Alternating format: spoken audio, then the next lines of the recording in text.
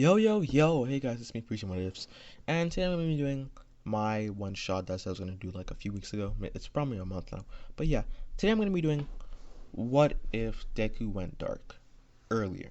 This is pretty much, it's going to have manga spoilers, I'm going to just say it right now, okay? It's going to have manga spoilers, okay? So you guys don't want to be spoiled. Please click off the video and let's watch one of my other ones. There should be a card up in the top right of your screen showing you guys what you should watch if you don't want manga spoilers and all of that. And yeah, I'm pretty sure I've given a fair warning at this point. If you guys continue, it's on your own Discord. And yeah, I hope you guys enjoy the video. And without further ado, play my intro.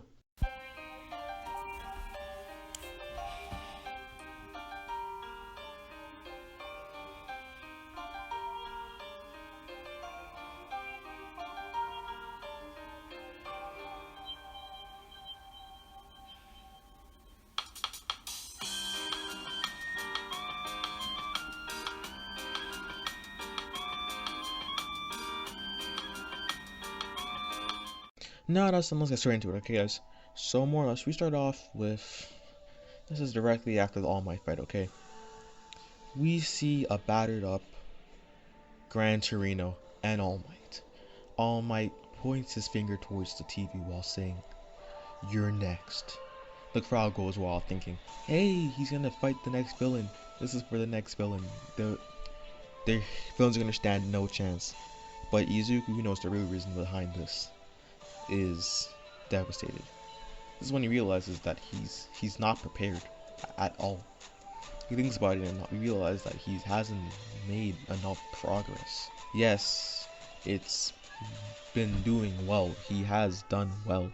He has been training, but it's not enough. He needs to push himself harder, further. And this is when he looks towards the screen and he sees All For One, right? Even while he's being apprehended, All For One seems to have a smile on his face. And this is when he thinks about All For One's quirk. All For One, the ability to give and take quirks.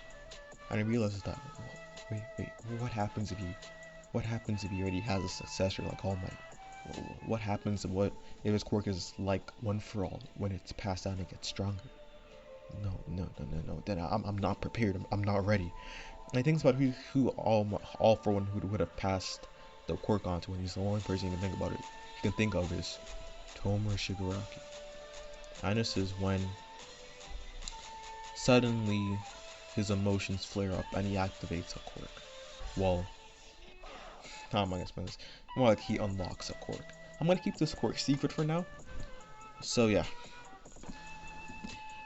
he gets back and Izuku immediately starts training. Okay, the dorm system has been wait, did the dorm system happen before or after the All For One fight? Wait, hold up. Yeah, so apparently they haven't actually had dorms yet. Hold up. So more or less, Izuku goes back home and he starts training, right? He starts doing more push-ups, more sit-ups, more squats. And he takes a nap. The next day he wakes up and realizes that he feels slightly stronger. It's not too much, but it's somewhat noticeable. He gets to school the next day. And yeah, he talks to Chaka. This time he's seeming a bit more confident in himself. He seems to have a more distant aura around him. Everyone around him is, how would I say this? They can sort of feel it. They can sort of feel that Izuku's on edge. And they all just chalk this up to being, All Might's Izuku's favorite hero. It's like he's like everyone's favorite hero. So him having to is probably just put him down in the dumps, right?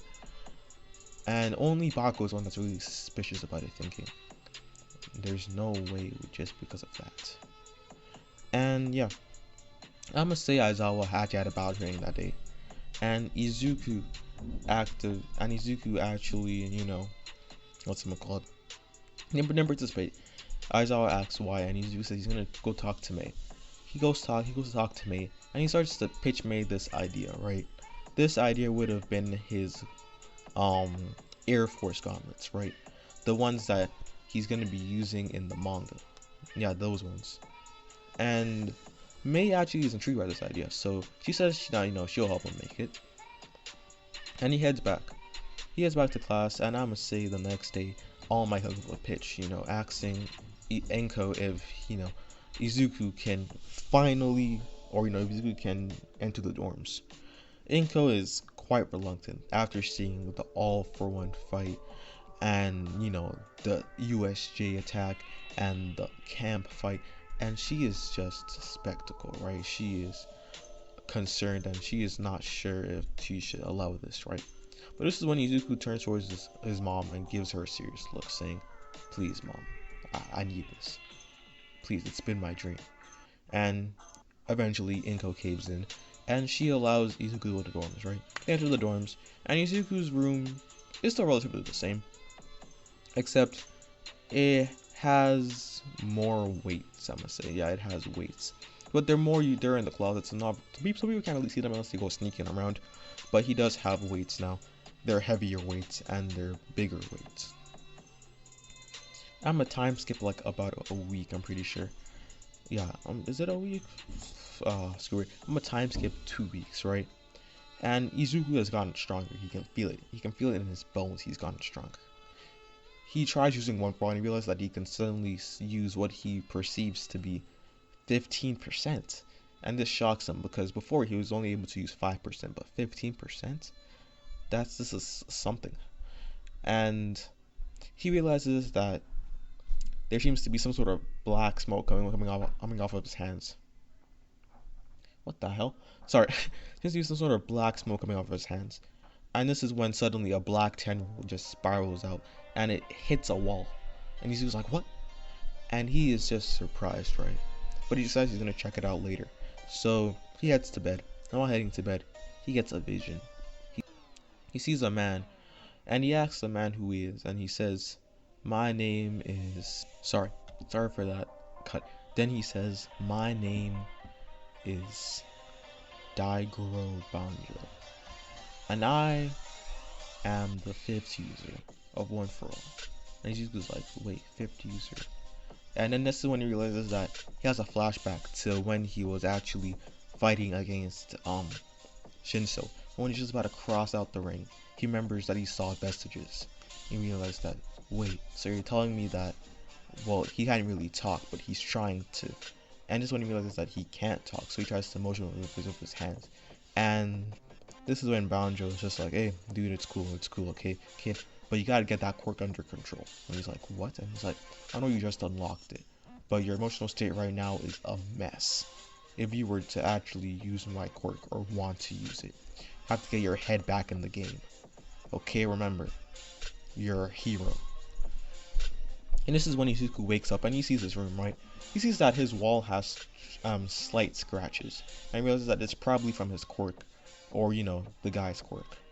He immediately goes to talk to All Might about it, and All Might says, "Well, that's interesting. So you're able to unlock the quirks of past users. Okay." And they sort of just talk about it a bit more until Isaiah calls in the class, telling them they're gonna, you know, work on their special abilities. They're gonna work on their ultimate attacks, right? And yeah, Izuku has actually had 15% and has decided to let go of his shackles on All Might because of the stuff that's happened so quickly and so evidently in this school year. He actually creates shoot style a lot quicker and it's a lot more refined. This is when he also decides to pitch the idea to May of what's it called, for the iron grips. Is that what it's called? It's like his leg stuff. Hold up,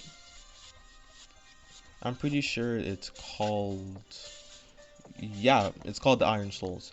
So he pitches the idea of the Iron Souls to her, and she's like, that's a pretty good idea. And you know, they get created too. Now we have the fight, right? I'm gonna say it right now, the timeline might be a bit off here and there because I don't remember the timeline that well. I'm going off of pure memory. This has no script and all. This is what I usually like trying to do, okay? This is how I usually start off my what ifs, and I like doing this way. Scripts feel to hold me back, restrict me. So yeah, this is around the time where, you know, Bakugo finally decides to fight Deku. It's been like another 4 weeks, like a month, and Bakugo finally decides to fight Izuku, right? And he keeps on going off saying, you You keep on getting stronger and stronger and stronger. Why are you always in my way? And Izuku, this time who's actually a lot colder, just looks at Bakugo and says, Bakugo, not saying Kachan, Bakugo. He's like, Bakugo, I'm done with you, okay? All you've ever done was ruin my life. All I've ever tried to do was to be kind. What is your problem? And he's like, it's not my problem, it's yours. You are supposed to stay corkless. You're supposed to stay in the ground beneath my feet. And at this point, Bakugo's kind of, shedding a bit of tears. He's like holding back tears. And he starts to generate explosions from his hand, and he's saying, "Come here, you damn nerd!" And Izuku just replies, "If it's a fight you want, it's a fight you're getting." And unlike Canon, Izuku completely washes the floor with Bakugo, right? At this point, he has 20%. 20% gives him an ability, well, not really an ability, right? So it's just more of an effect, right? If you guys have watched the anime to up to season 4, you guys know that 20% actually gives him the option of like sort of flying, kind of. By releasing air pressure, he now releases enough air pressure so that mid-air he can actually move himself, right?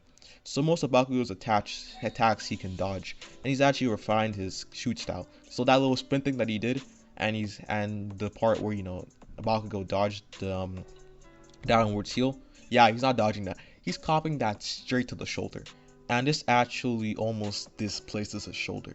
And Bakugo cries in pain, and he's like, "You damn nerd!" And Izuku's just like, "I'm done with you, Bakugo," and he just walks away. All Might comes in, and he saw like the whole fight, and he sees how strong Izuku's gotten. He seems to have gotten colder too, but he's stronger. And sorry about that. I had to have a quick water break. And my parents decided to print something while I was making my video, and coincidentally my printer is right next to my microphone, so that was one of the disrupting audio. But yeah, he's not regretting giving One for All to Izuku, but he's sort of afraid about Izuku's current mind state. Yeah, he's concerned for his current mind state, because he knows that the All for One fight that he had completely scars him, right? And also, I forgot to mention, but Gran Torino is hospitalized, right? So Izuku went to go visit him, I'm gonna say the 4 weeks before Bakugo and him fought, and Gran Torino actually decided to give him his hero outfit, right? Most importantly, the sort of cape or scarf that he had. And Izuku added this to his own hero costume, right? Slowly but surely, his hero costume was starting to resemble that of Vigilante Deku, the one who was stronger, the one who was colder, the one who decided to burden all of All for One by himself. And yeah, we go to the provincial license exams, and it pretty much goes to canon. Nothing really important happens there, and yeah, it's just been more training for Izuku. Then, yeah, so we reached the point where they're finally being introduced to the Big Three, right? Izuku still has his natural fascination about the Big Three, but he's more interested in Mirio, right? Because he can sense that One for All is not reacting to Mirio, but it's more of they seem to know him. This is because, remember, All Might did consider giving One for All to Mirio, but they haven't talked about that yet, or at least he hasn't been told about that yet. I'm gonna say, before this, Izuku has actually talked a bit more to the messages that are inside One for All, and he has actually started to work on and use Float, which is Nana Shimura's, right? He refrained from telling All Might because, remember, All Might's emotional, right? And Izuku has slowly grown to have a sort of cold personality. So All Might being emotional and him knowing this might cause him to sort of, how am I going to put this? All Might more or less has nothing to live for anymore, okay? He has defeated All for One, which is his goal, but he knows All for One is up to more, but he's pretty sure that Izuku can handle it. So that means that he could drop it at any moment, right? And him, or Izuku telling All Might about this might cause his heart to, not take things the best way. Not like he's gonna be mad, but more like he's gonna be shocked, and he might die of shock. Cause let's be real, All Might's an old man. Sorry, I'm just bashing All Might for some reason. But yeah, All Might is an old man. So more or less, he has sort of used float. He has, I'm gonna say, 60% mastery. So he has sort of combined it using his now 30% one for all that he can use, which is his max for now.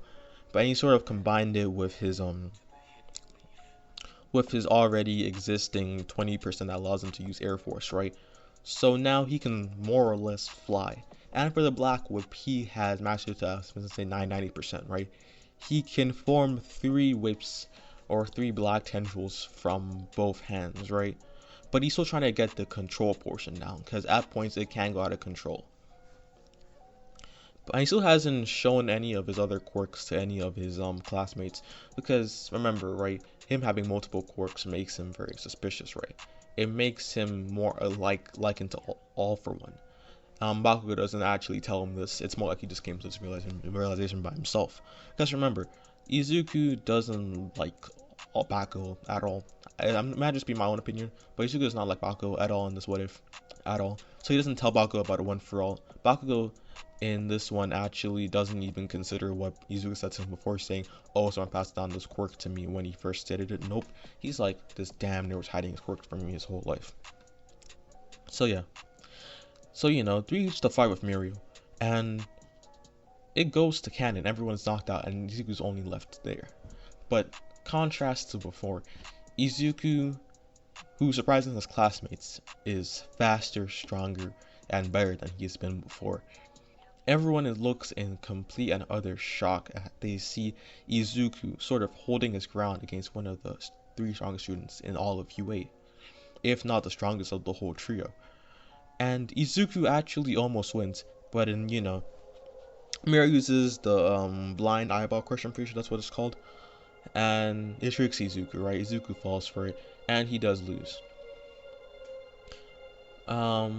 He does lose. Hold on, give me a few seconds. Yep, sorry for that. There was a bug on my wall. Yup, a full-blown bug.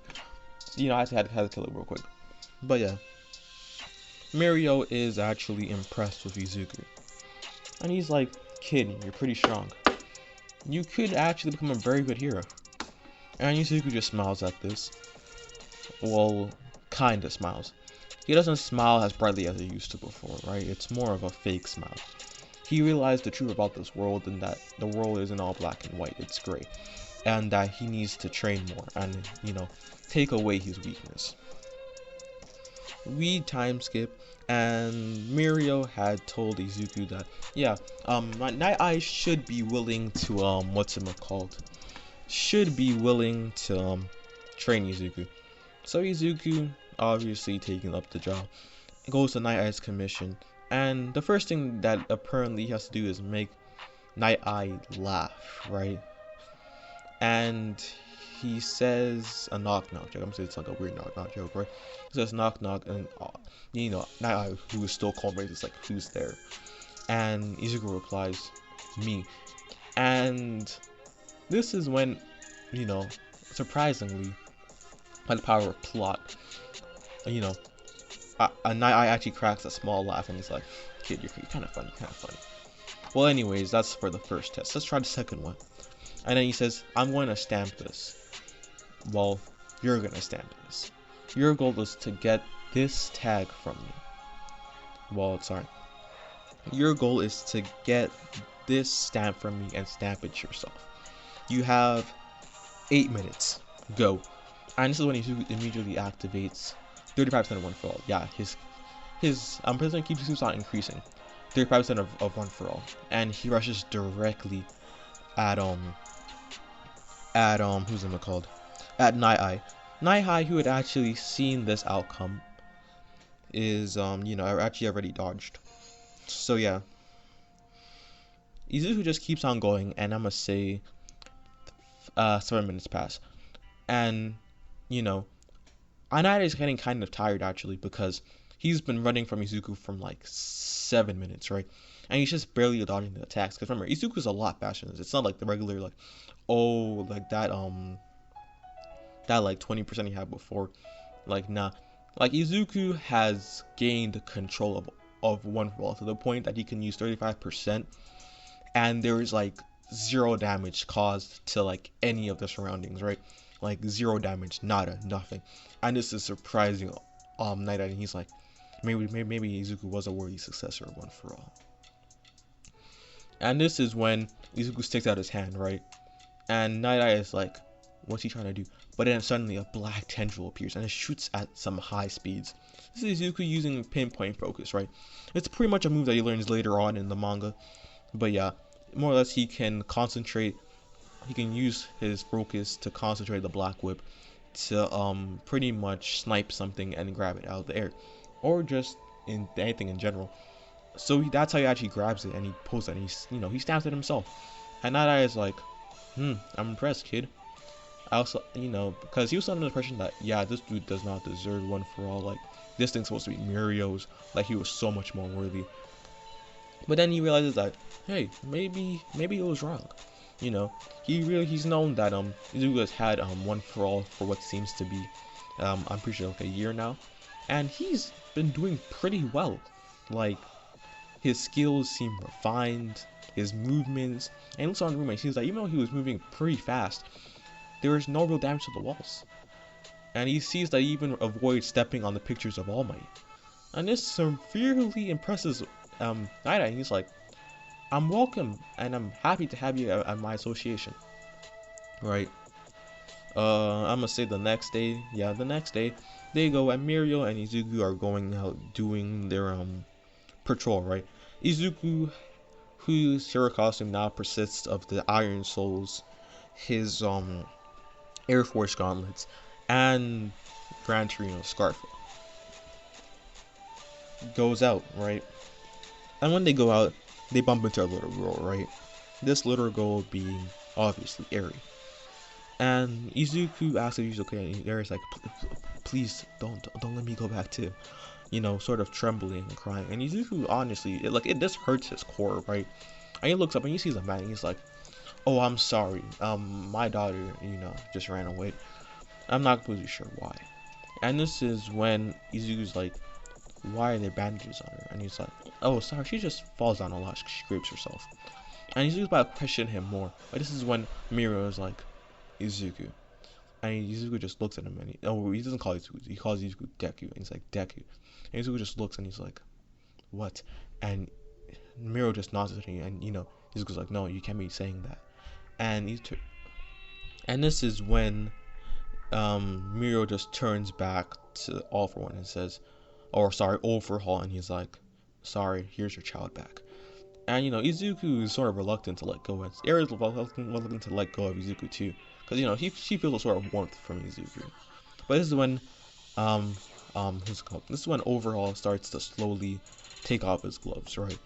And this frightens Eri to her very core. And this is when she decides to just run back to run back to Overhaul. And this is when Overhaul is like, good girl. Well, let's be going now. We time skip a week, and this is when Night Eye starts to explain that so anyway, they end up going to the they actually end up going to the meeting.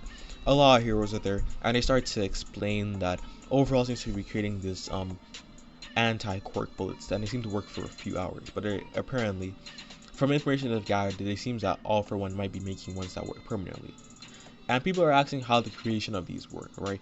And this is when, Night Eye spreads the bad news, and he's like, he might be taking them from the little girl. And he's like, what? And he's like, we suspect that Overhaul using his quirk might be getting the materials to make these from a little girl whose quirk is still unknown but seems to have this effect. And this is when Izuku him and Mirio immediately think back to the girl before, right? The girl that told him not to let go. The girl that told him to not let him go back with that man. And this this breaks Izuku, right? Like, this hurts him to his very core.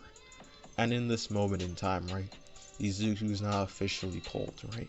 He knew the world was black. He knew the world was, not really black and white and gray in places, but this is unacceptable. who does that to a child? And this is when, you know, Night Eye sincerely apologizes for Mirio and Izuku. And Mirio, why has to look at despair? Izuku is completely different, right? He seems to have a face that just shows pure anger, pure rage. And this surprises the students that actually know him, like some of his classmates that are actually there. Especially Uchako, right? But they don't bother, but they don't bring it up, you know, because, you know, it's sort of a personal thing, right? They can understand. So pretty much after that, what happens is that I'm gonna say like a week passes and they decide to finally raid the place. Izuku at this point has gained 45%. That is literally the percent he was at during the Liberation War, guys. He's officially like strong. Right. And the fight pretty much ends up going on to canon, except everyone that Izuku fights ends up going down a lot quicker, right? He's actually able to get to Mirio a lot faster, saving Mirio from having lost his quirk, and also saving Eri. They reached the point where Overhaul fuses with one of his assistants, turning into that big beast, right? Izuku just puts Eri on his back while tying this red scarf, I'm pretty sure, or cape. He then activates One for All, right? And Eri by accident activates her quirk, which is Rewind. And he can feel his body start to rewind. And this sort of scares Eri, right? Until Izuku says, it's okay, okay? Just, it's okay. And he starts to calm down Eri, right? But Eri's quirk is still in use. And this is when Izuku, who at the point of Eri using his quirk, immediately activates 100% One for All, right? And he's like, this is perfect. He's like, use 100% of One for All without, well, with a massive strain. But my body won't be completely destroyed. And this is when the fight goes back with the cannon.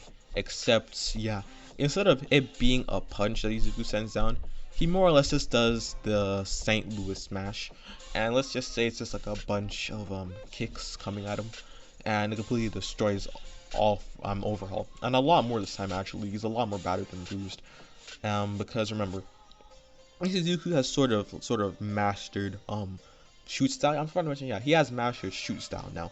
He has mastered shoot style, and also, coincidentally, the bones in your feet are stronger than the bones in your arms, so they obviously produce more power and more strength. So obviously, the kick is going to be a lot stronger, and it fires him up a lot more, right? I'm gonna say that Night Eye, for the sake of, you know, just me not wanting to feel sad again, is actually saved by Izuku too. Remember, him having 45% of One for All under his belt and control is going to be useful. It isn't just going to be like, yeah, everything goes to canon. It's just like, this happened now. Night Eye is staying saved. Ochaka's not having that immense regret that, oh, I could have saved Night Eye, but I didn't save Night Eye. There isn't gonna be that Uno reverse meme of All Might being like, of Night being like, gonna die All Might, bones like Uno reverse. Damn, I'm putting up memes out of nowhere. But yeah, pretty much that's what happens. Izuku ends up. I'm gonna do a time skip. Yeah, we time skip all the way to Liberation War, right? And Izuku, who had helped a lot actually, decides that it's time for him to finally face against All for One Shigaraki. Shigaraki slams down on the floor, completely decaying the city, right? But Izuku, using 60%, sends a St. Louis smash, actually saving a lot of people from the debris. And he then uses Black Whip to hang on to some poles that seem to have survived and launch himself at Shigaraki. Shigaraki, obviously thinking that can just decay Izuku, just puts his hand out, ready to just decay him. But Izuku, who has Air Force, uses this to dodge out of the way, and he's directly beside Shigaraki. He sends a St. Louis smash directly at his head, and this sends Shigaraki flying back, right? He realizes that, he still has the sense that he stole from Ragdoll, so he can still sense people, and he senses that more people are approaching, right? So he's like, more quirks to steal. And unlike Canon, he actually steals a few quirks. This being from like Kami Woods, a few more, and I can't really name a few more. Yeah, I guess I can hear my parents. They're kind of talking a bit loud. But yeah, he steals a few quirks, and he goes back to fighting Izuku. This is when Izuku charges up to 50% and activates his Fajin. I forgot to mention, but Izuku had actually unlocked every single quirk now. He has also mastered every single quirk now, and he has unlocked Fajin. This is the third user's quirk. It allows him to pretty much, it allows him to use the release stored energy that he's been building up. The quirk builds up energy from him doing basic things like walking, talking, running, anything that involves moving. It stores up energy from that, and it later releases it as extensive explosive bursts of power, of speed and power. And this is when he sets up smoke screen first, which is the 6th user's ability, and he then shoots up into the air, right? And he then finds some random pole, or at least 2 of them, that seem to have survived. He used Black Whip in both his hands, and he pulls back, right? He makes sure that Black Whip is like sort of stretchy, so that it can actually provide him the extra speed, right? So he lunges up, and then he shoots back down, and then he powers up 50% of one for all, while saying, false 100%, Delaware smash. That's false 100%, Detroit smash, and he completely knocks Shigaraki, right? This actually does more damage to Shigaraki than it did in canon, right? And Shigaraki goes flying back, and he actually ends up hitting a wall, and this wall is like a whole city away, and he's like, you damn pest, I'm gonna make sure One For All stays dead. And Izuku's like, I'm gonna make sure that no one else ever gets All For One ever again. And this is when they both start going at it, right? 5 minutes later, I'm gonna say they're both sort of tired, right? So when Izuku powers up to 100% of One For All, right? He's currently forcing himself, and then he releases all his power, all the power that he stored from Fajin, right?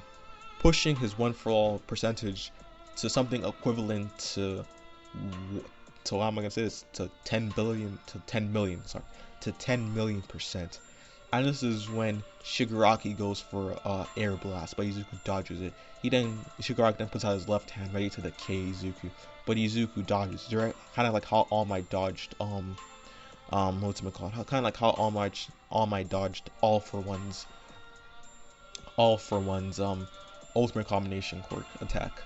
And the people who are there can sort of see All Might's shadow over Izuku, as Izuku throws back his hands and says, United States of Smash!